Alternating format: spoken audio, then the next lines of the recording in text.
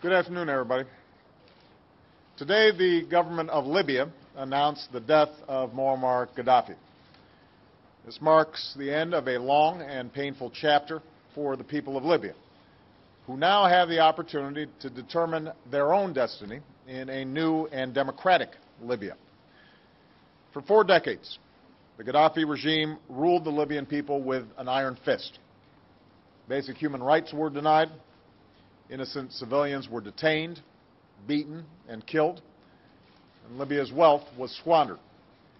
The enormous potential of the Libyan people was held back, and terror was used as a political weapon. Today, we can definitively say that the Qaddafi regime has come to an end. The last major regime strongholds have fallen. The new government is consolidating the control over the country, and one of the world's longest-serving dictators is no more. 1 year ago, the notion of a free Libya seemed impossible. But then the Libyan people rose up and demanded their rights. And when Gaddafi and his forces started going city to city, town by town, to brutalize men, women, and children, the world refused to stand idly by.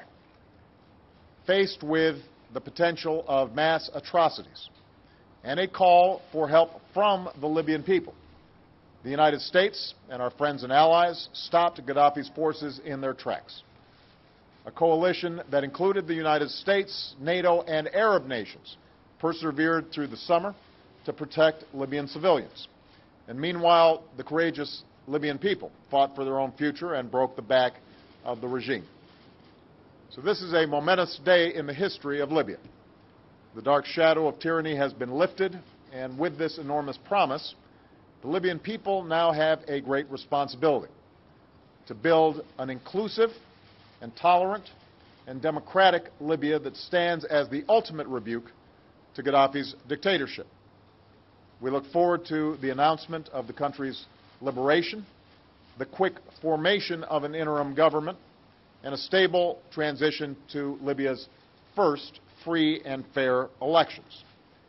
And we call on our Libyan friends to continue to work with the international community to secure dangerous materials and to respect the human rights of all Libyans, including those who've been detained. We're under no illusions. Libya will travel a long and winding road to full democracy. There will be difficult days ahead. But the United States, together with the international community, is committed to the Libyan people. You have won your revolution. And now we will be a partner as you forge a future that provides dignity, freedom, and opportunity. For the region, today's events prove once more that the rule of an iron fist inevitably comes to an end. Across the Arab world, citizens have stood up to claim their rights. Youth are delivering a powerful rebuke to dictatorship. And those leaders who try to deny their human dignity will not succeed.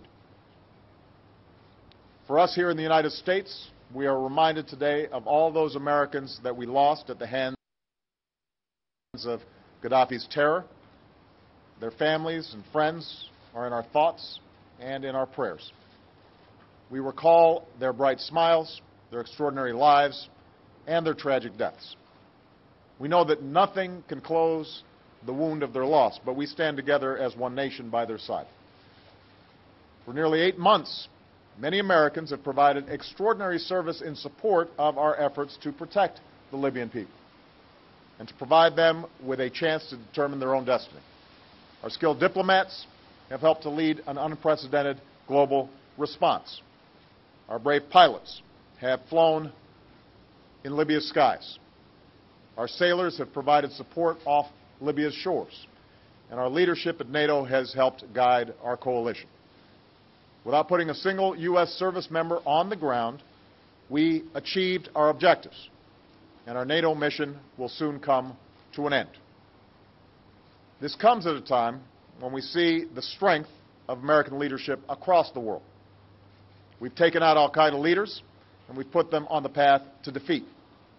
We're winding down the war in Iraq and have begun a transition in Afghanistan. And now working in Libya with friends and allies, we've demonstrated what collective action can achieve in the 21st century. Of course, above all, today's belongs to the people of Libya. This is a moment for them to remember all those who suffered and were lost under Qaddafi and look forward to the promise of a new day. And I know the American people wish the people of Libya the very best in what will be a challenging but hopeful days, weeks, months, and years ahead. Thank you very much. President, does this vindicate the doctrine of leading from behind?